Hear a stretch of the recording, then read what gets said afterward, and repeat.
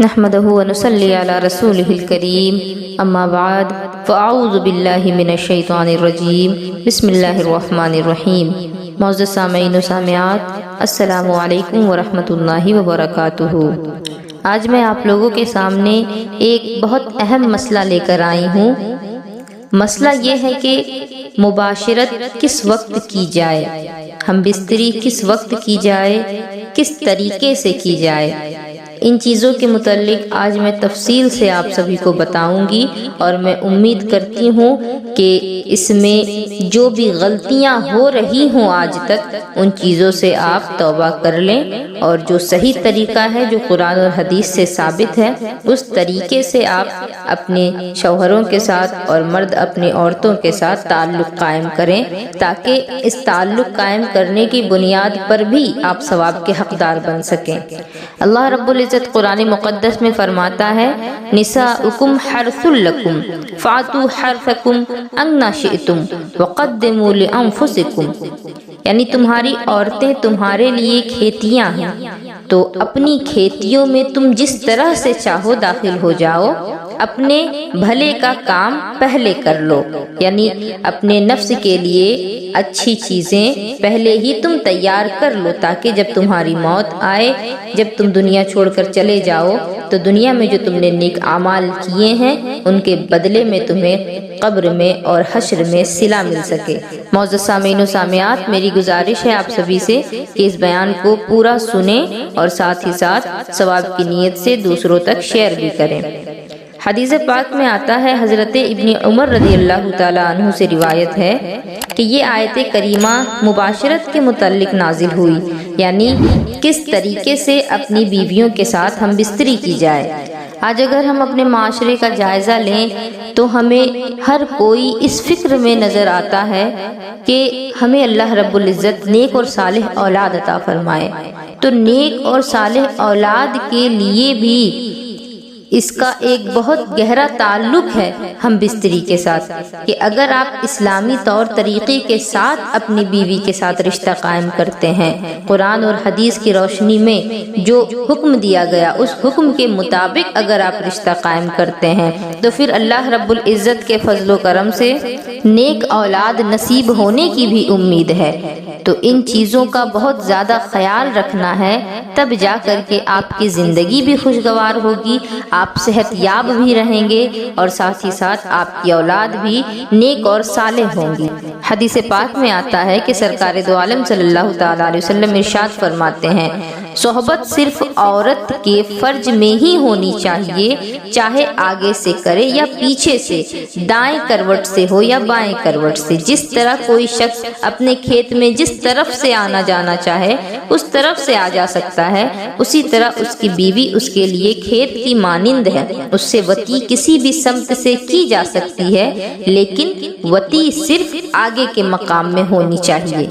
شریعت نے ہمیں ہر ایک چیز کا طریقہ سکھایا، اور ہر چیز کے لیے ہمیں دعائیں بھی بتائی گئیں۔ احادیث کریمہ سے بھی بہت ساری دعائیں ثابت ہیں۔ جس وقت انزال ہو، یعنی کہ مرد کی منی جب عورت کے شکم میں جب داخل ہونے لگے، تو اس وقت اپنے دل میں یہ دعا پڑھیں، انشاءاللہ آپ کو اللہ رب العزت نیک اولاد عطا فرمائے گا۔ وہ دعا یہ ہے، اللہم لا تجعل للشیطان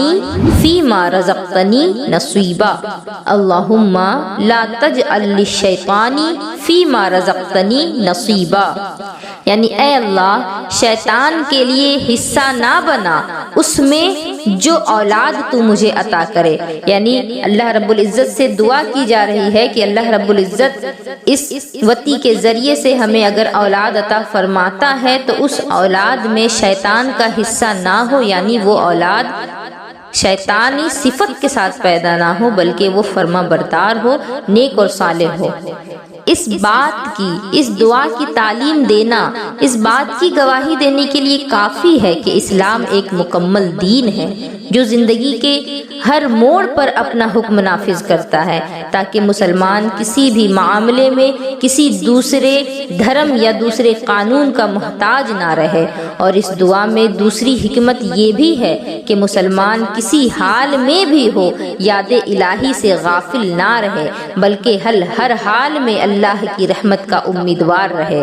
یہاں یہ بات بھی یاد رکھنے کی ہے کہ آنے والی اولاد کے لیے اللہ تعالیٰ کی بارگاہ میں دعا تو کی جائے کہ اللہ تعالیٰ اسے شیطان سے محفوظ رکھے، لیکن جب اولاد پیدا ہو جائے اور اسے شیطانی کاموں سے نہ روکے، اسے بری عادتوں سے منع نہ کرے اور اچھی باتوں کا حکم نہ دے، تو بڑی عجیب اور تعجب خیز بات ہوگی کہ جب تک اللہ رب العزت نے نوازا نہیں تھا تب تک تو نیک اولاد کی دعائیں کی جا رہی تھی، لیکن جب اللہ نے آپ کو اولاد کی دولت سے نواز دیا اس کے بعد آپ اسے بالکل اس کی مرضی پر چھوڑ دیتے ہیں، نہ ہی اس کے صحیح اور غلط کا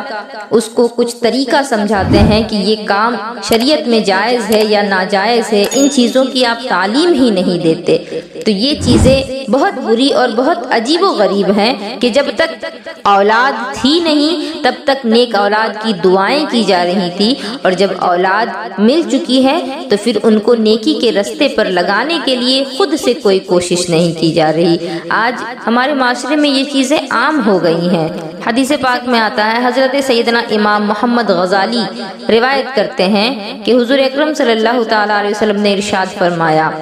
مرد میں یہ کمزوری کی نشانی ہے کہ جب مباشرت کا ارادہ کرے تو بوس و کنار سے پہلے جمع کرنے لگے، اور جب انزال ہو جائے تو صبر نہ کرے اور فوراً الگ ہو جائے کہ یہ عورت کی حاجت پوری نہیں ہوتی۔ یعنی ایسا مرد کمزور گمان کیا جاتا ہے جو کہ مباشرت کے فوراً بعد اپنی بیوی سے جدا ہو جائے، کیونکہ اس کی ضرورت تو پوری ہو چکی ہے، لیکن اس کی جو بیوی ہے اس کی ضرورت اس وقت پوری ہوگی جب وہ خود سے آپ کو الگ کرنے کی کوشش کرنے لگے، کیونکہ یہ چیزیں بھی اسلام میں ہمیں سکھائی گئی کہ جب آپ کی ضرورت پوری ہو جائے تو آپ دوسرے کی ضرورت کا بھی خیال رکھیں۔ امام اہل سنت اعلی حضرت امام احمد رضا فاضل خاں بریلوی فرماتے ہیں کہ انزال ہونے کے بعد فوراً عورت سے جدا نہ ہو یہاں تک کہ عورت کی بھی حاجت پوری ہو جائے۔ حدیث پاک میں اس کا بھی حکم ہے۔ اللہ عز و جل کی بے شمار رحمتیں اس نبی رحمت پر جنہوں نے ہم کو ہر باب میں، ہر دنیا کے، ہر زندگی کے ہر ایک حصے میں زندگی گزارنے کی ہمیں تعلیم دی، اور ہماری دنیاوی حاجتوں کی کشتی کو کسی دوسرے کے سہارے پر نہیں چھوڑا، بلکہ ہمیں ہر ایک چیز کا طور طریقہ بتا دیا۔ تو اس سے پتہ یہ چلا کہ مرد کو جب انزال ہو جائے، یعنی جب منی خارج ہو جائے، تو فوراً اپنی بیوی سے جدا نہ ہو، بلکہ کچھ دیر اسی طرح سے رہیں تاکہ اس عورت کو بھی اطمینان حاصل ہو جائے۔ مباشرت کرنے کے بعد یعنی ہم بستری کرنے کے بعد عضو مخصوص کی صفائی کس طرح سے کی جائے۔ صحبت کے بعد مرد اور عورت الگ ہو جائیں، پھر کسی صاف کپڑے سے پہلے دونوں اپنے اپنے مخصوص مقام کو صاف کر لیں تاکہ بستر پر گندگی نہ لگے۔ صفائی کے بعد پیشاب کر لیں، اس سے بہت سارے فائدے ہیں۔ یہ چیزیں ڈاکٹر بھی آج کل کے کہتے ہیں کہ ہم بستری سے پہلے اور ہم بستری کے بعد جا کر کے پیشاب کر لیں، اور یہ باتیں ہمیں حدیث کے ذریعے سے بھی بتا دی گئیں، جن میں سے میں یہاں ابھی آپ لوگوں کو چند باتیں بتاؤں گی۔ ایسا کرنے کے بہت سارے فائدے ہیں۔ اگر مرد کے عضو مخصوص میں منی کا کچھ قطرہ باقی رہ گیا ہو تو پیشاب کر لینے سے پیشاب کے ذریعے سے وہ نکل جاتا ہے، کیونکہ اگر تھوڑی سی بھی منی عضو میں باقی رہ جائے گی تو بعد میں پیشاب میں جلن اور کھجلی اس طرح کی بیماری ہونے کا اندیشہ ہوتا ہے۔ تو اس وجہ سے ہم بستری کے بعد پیشاب کر لینے میں بہت سارے فائدے ہیں۔ پیشاب جراثیم کش ہوتا ہے، یعنی وہ ایک طرح سے بیکٹیریا کو ختم کرتا ہے، اس لیے جب آپ استنجا کریں گے اور جب وہ اس جگہ سے گزرے گا تو اس جگہ سے گزرتے گزرتے وہ ساری گندگی کو اپنے ساتھ باہر لیتا جائے گا، تاکہ اس کے ساتھ جو جراثیم باقی رہ گئے ہوں وہ پیشاب کے ذریعے سے، استنجا کے ذریعے سے نکل جائیں اور شرمگاہ پاک بھی ہو جائے اور صاف بھی ہو جائے۔ اور جب استنجا کر لیں تو استنجا کے بعد شرمگاہ اور اس کے اطراف کے حصے کو اچھے طرح سے دھو لیں، صاف کر لیں۔ اس سے بدن تندرست رہتا ہے اور کھجلی جیسی بیماریوں سے بھی آپ محفوظ رہتے ہیں۔ لیکن یہاں ایک بات میں بتانا چاہوں گی کہ مباشرت کے فوراً بعد ٹھنڈے پانی سے عضو کو نہ دھوئیں، اس سے بخار ہونے کا خطرہ ہوتا ہے، اس وجہ سے کہ آپ کا جو باڈی ٹیمپریچر ہوتا ہے وہ صحبت کے وقت بڑھ جاتا ہے، جسم میں گرمی آ جاتی ہے، اور اگر گرم جسم پر ٹھنڈا پانی ڈالا جائے گا تو بخار جلد ہونے کا خطرہ ہے۔ اس وجہ سے صحبت کرنے کے بعد تقریباً 5 سے 10 منٹ آپ بیٹھ جائیں یا لیٹ جائیں تاکہ بدن کی حرارت جو ہے وہ کم ہو جائے، اور اس کے بعد پانی کا استعمال کریں۔ اور اگر جلدی میں ہو تو پھر ہلکے گرم پانی سے شرمگاہ کو دھو لیں تاکہ کوئی نقصان آپ کو نہ ہو۔ آج تو اس دنیا کا یہ حال ہے کہ آپ نے سڑکوں پر، سنیما ہال میں، باغوں میں، کھلے عام کچھ پڑھے لکھے کہلانے والے ماڈرن انسانوں کو دیکھا ہوگا کہ جو انسانی شکل میں جانور نظر آتے ہیں، کیونکہ وہ سڑکوں، باغوں، غرض کے کسی بھی جگہ سب کچھ کرنے کو تیار ہوتے ہیں۔ وہ کام کر گزرتے ہیں جس کام کے کرنے کی اجازت خود انسان کا اخلاق نہیں دیتا، لیکن الحمدللہ ہم مسلمان ہیں اور اشرف المخلوقات ہیں، اس لیے ہم پر ضروری ہے کہ ہم اسلام کا حکم مانیں اور ماڈرن جانور نما انسانوں کی نقل سے بچیں۔ اسی لیے یاد رکھیے، صحبت جب بھی کریں ہمیشہ تنہائی میں کریں اور ایسی جگہ کریں جہاں کسی کے اچانک آنے کا خطرہ بھی نہ ہو، اور اس وقت کمرے میں اندھیرا کر لیں۔ روشنی ہرگز نہیں ہونی چاہیے، کیونکہ اگر روشنی ہوگی اور روشنی کی وجہ سے اگر آپ اس حالت میں ایک دوسرے کو دیکھیں گے اور ایک دوسرے کے عضو مخصوص کی طرف اگر آپ کی نگاہ جائے گی تو اس سے نگاہ کمزور ہونے کی بھی شکایت ہوتی ہے، اس سے نظر آپ کی کمزور ہو سکتی ہے۔ ہمارے اسلام کے اندر اتنا زیادہ پردہ ہے کہ اگر کوئی شخص اپنی بیوی کا ہاتھ پکڑ کر کے کمرے کے اندر لے گیا اور دروازہ بند کر لیا، جس کی وجہ سے لوگوں کو یہ معلوم ہو گیا کہ یہ کس وجہ سے کمرے کے اندر گیا ہے، یعنی اگر لوگ یہ جان گئے کہ یہ صحبت کی غرض سے اپنی بیوی کو لے کر گیا ہے تو ایسا کرنا بھی مکروہ ہے۔ یعنی آپ کو جس چیز کی اجازت دی گئی ہے اس میں بھی آپ کو یہ خیال رکھنا ہے کہ کسی کو یہ بات ناگوار نہ گزرے، اور ان چیزوں سے بچنا بھی ضروری ہے۔ آج کل ہر کسی کے گھر میں طغرا لگا ہوتا ہے، یعنی قرآن کریم کی آیتیں لکھی ہوتی ہیں فریم پر اور اس کو دیواروں وغیرہ پر لگا دیا جاتا ہے۔ تو مباشرت کرنے کے وقت، صحبت کرنے کے وقت یہ ضروری ہے کہ ان چیزوں پر کپڑا ڈال دیا جائے، غلاف ڈال دیا جائے، تاکہ جب آپ برہنہ حالت میں ہوں تو وہ چیزیں بھی کھلی نہ ہو، ظاہر نہ ہو، ان چیزوں کو آپ ڈھک دیں، اگرچہ وہ شیشے کے اندر فریم کیا ہوا ہو لیکن پھر بھی کپڑے سے اس کو ڈھک دینا ضروری ہے، کیونکہ اگر ایسا نہیں کریں گے تو یہ بے ادبی ہے۔ سیدنا غوث اعظم غنیت الطالبین میں اور حضرت امام احمد رضا اپنی الملفوظات میں فرماتے ہیں کہ جو بچہ سمجھتا ہے اور دوسروں کے سامنے بیان کر سکتا ہے اس کے سامنے صحبت کرنا مکروہ تحریمی ہے، یعنی شریعت میں ناپسندیدہ اور ناجائز ہے، کیونکہ بچہ سمجھدار ہو چکا ہے، وہ دیکھ رہا ہے تو آپ کی حرکت کو وہ سمجھ رہا ہے اور دوسروں کو بیان بھی کر سکتا ہے۔ تو اس طرح سے بچوں کا بھی خیال رکھا جائے اور لوگوں کا بھی خیال رکھا جائے کہ کسی کو معلوم نہ ہو سکے کہ آپ کیا کر رہے ہو۔ میں یہاں ایک اور مسئلہ بتانا چاہوں گی کہ اگر کسی کی 2 بیویاں ہوں تو ایک بیوی سے دوسری بیوی کے سامنے صحبت کرنا جائز نہیں ہے۔ مرد کو اپنی بیوی سے تو حجاب نہیں، لیکن ایک عورت کا دوسری عورت کے ساتھ پردہ فرض ہے اور شرم و حیا ضروری ہے۔ جب کبھی بھی مباشرت کا ارادہ ہو تو چاہیے کہ اس سے پہلے وضو کر لیں۔ وضو کرنے کے بہت سارے فائدے ہیں۔ وضو کر لینا ثواب کا بھی باعث ہے، اس سے برکت بھی حاصل ہوگی۔ اور مباشرت سے پہلے وضو کرنے کے پیچھے ایک حکمت یہ بھی ہے کہ مرد اور عورت دونوں میں یہ احساس پیدا ہو کہ صحبت ہم صرف اپنی خواہشات نفسانی کے لیے نہیں کر رہے ہیں بلکہ نیک اولاد کے لیے کر رہے ہیں۔ دوسری حکمت یہ ہے کہ کسی بھی وقت یاد الہی سے غافل نہ ہو، اس وجہ سے وضو پہلے کر لیں تاکہ وضو کی برکتیں بھی آپ کو مل سکیں۔ مرد باہر کے کاموں سے اور عورت گھر کے کاموں کی وجہ سے دن بھر کے تھکے ماندے ہوتے ہیں۔ تھکا جسم دوسرے کے لیے فائدہ بخش ثابت نہیں ہوتا، لہذا وضو کر لینا چستی اور قوت اور خود اعتمادی کا سبب بنتا ہے۔ یعنی اگر آپ وضو کر لیں گے تو اس کی وجہ سے آپ کے جسم میں تھوڑی چستی اور پھرتی بھی آ جائے گی، جس کی وجہ سے آپ ایک دوسرے کی خواہشات کو پورا بھی کر سکیں گے۔ یہاں ہمیں یہ بتایا جا رہا ہے کہ مباشرت سے پہلے وضو کر لیا جائے، لیکن معاذ اللہ آج کچھ لوگ ایسے بھی موجود ہیں کہ جو وضو تو دور کی بات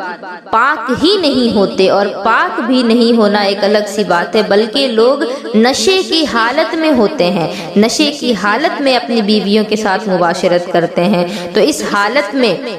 اگر آپ اپنی بیوی کے ساتھ ہم بستری کرو گے اور اس کی وجہ سے اگر آپ کو کوئی اولاد اللہ رب العزت نے دے دی تو کیسے ہو سکتا ہے کہ وہ اولاد آپ کی فرما بردار ہو؟ کیونکہ جب آپ خدا کے نافرمان ہیں تو پھر آپ اس چیز کی امید کیسے کر سکتے ہو کہ آپ کی اولاد آپ کی فرما بردار ہوگی؟ شریعت اسلام میں ہر قسم کا نشہ حرام ہے، اور اسلام میں شراب کو تو ام الخبائث یعنی تمام برائیوں کی ماں کہا گیا ہے۔ حدیث پاک میں آتا ہے کہ جس نے شراب پی گویا اس نے اپنی ماں کے ساتھ زنا کیا۔ اللہ اکبر، کتنی بڑی بات کہی گئی حدیث پاک میں۔ رسول پاک علیہ الصلوۃ والسلام ارشاد فرماتے ہیں کہ جس وقت شرابی شراب پیتا ہے اس کا ایمان ٹھیک نہیں رہتا، اور فرماتے ہیں کہ شرابی اگر بغیر توبہ کیے مر جائے تو اللہ تعالیٰ کے حضور اس طرح حاضر ہوگا جیسے بتوں کی پوجا کرنے والا حاضر ہوا۔ یعنی کہ جو لوگ شرک کرتے ہیں، شرک جو کہ سب سے بڑا گناہ ہے، ان الشرک لظلم عظیم، جس کو اللہ نے قرآن میں بیان فرمایا، جو لوگ شرک کرتے ہیں وہ لوگ جس طرح سے قیامت کے دن کھڑے ہوں گے ان لوگوں کے ساتھ شرابی کو کھڑا کیا جائے گا۔ یہ کتنی شرم کی بات ہے۔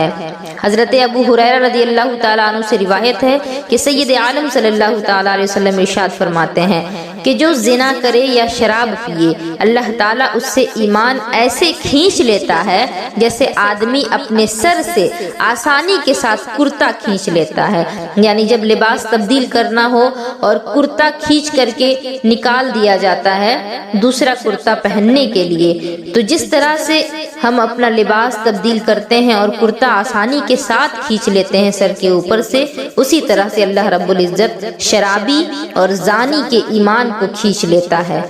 نشے کی حالت میں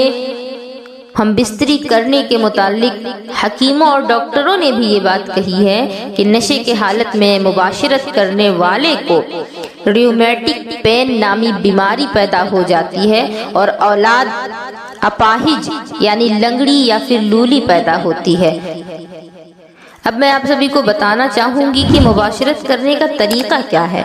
مباشرت کبھی بھی کھڑے کھڑے نہ کریں کیونکہ یہ جانوروں کا طریقہ ہے، اور نہ ہی بیٹھے بیٹھے کریں کہ یہ مرد اور عورت دونوں کے لیے نقصان دہ ہے۔ اس طریقے سے مباشرت کرنے سے بدن کمزور ہو جاتا ہے، اور خاص کر مرد کا عضو تناسل جڑ سے کمزور ہو جاتا ہے، اور اگر حمل قرار پا جائے اس مباشرت کی وجہ سے اگر آپ کو اولاد ہو بھی جائے تو بچہ کمزور ہو سکتا ہے، ہاتھ پاؤں سے اپاہج ہو سکتا ہے، یا پھر جسم کا کوئی حصہ ادھورا ہو سکتا ہے۔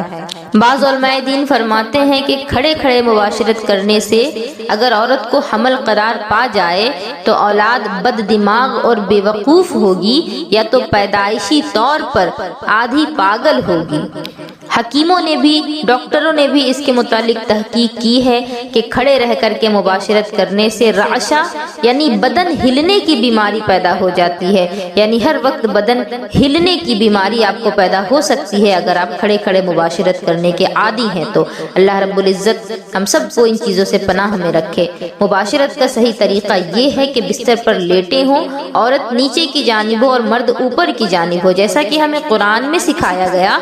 حضرت آدم علیہ السلام اور حضرت حوا رضی اللہ تعالی عنہا کے واقعے میں اس طرف اشارہ کیا گیا ہے۔ اللہ رب العزت فرماتا ہے فَلَمَّا تَغَشَّاهَا حَمَلَتْ حَمْلًا خَفِيفًا، پھر جب مرد اس پر چھایا اسے ایک ہلکا سا پیٹ رہ گیا۔ اس آیت کریمہ میں ہمیں سبق ملتا ہے کہ جماع کے وقت عورت چت لیٹے اور مرد اس پر پٹ لیٹے، یعنی اس پر الٹا ہو۔ اس طریقے سے مرد کے جسم سے عورت کا جسم ڈھک جائے گا، جیسا کہ آیت کریمہ میں ان لفظوں کے ساتھ پھر مرد اس پر یعنی عورت پر چھایا، اس چیز سے اشارہ کیا گیا ہے۔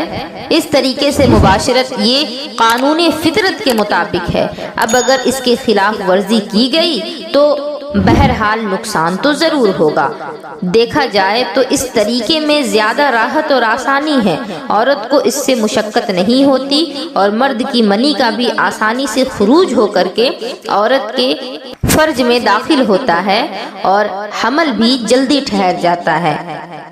حکیم بو علی سینا جو کہ اپنے زمانے کے ایک بہت مشہور حکیم گزرے ہیں، انہوں نے لکھا ہے کہ اگر عورت اوپر اور مرد نیچے ہو تو اس صورت میں مرد کی کچھ منی اس کے عضو میں ہی باقی رہ جائے گی، جس کی وجہ سے تعفن پیدا کر دے گی اور بعد میں وہ تکلیف اور اذیت کا باعث بنے گی۔ معزز سامعین و سامعات، آج کے اس بیان میں اتنی ہی باتیں بتائی جائیں گی، اور اگر آپ لوگوں کو یہ بیان اچھا لگے تو اس کو لائک اور شیئر ضرور کریں، اور اگر آپ چاہتے ہیں کہ اس کا نیکسٹ پارٹ بھی لایا جائے تو آپ سبھی کمنٹ کر کے ہمیں ضرور بتائیں تاکہ اس کا دوسرا حصہ بھی آپ سبھی کے سامنے پیش کیا جا سکے، جس میں اور بھی بہت سارے مسائل بتائے جائیں گے کہ کس طرح سے صحبت کی جائے جس کی وجہ سے آپ سبھی کے لیے آسانی بھی ہو جائے اور اللہ رب العزت آپ کو نیک اور صالح اولاد سے بھی نوازے۔ وآخر الدعوانا ان الحمدللہ رب العالمین وما علینا الا البلاغ۔ السلام علیکم ورحمۃ اللہ وبرکاتہ۔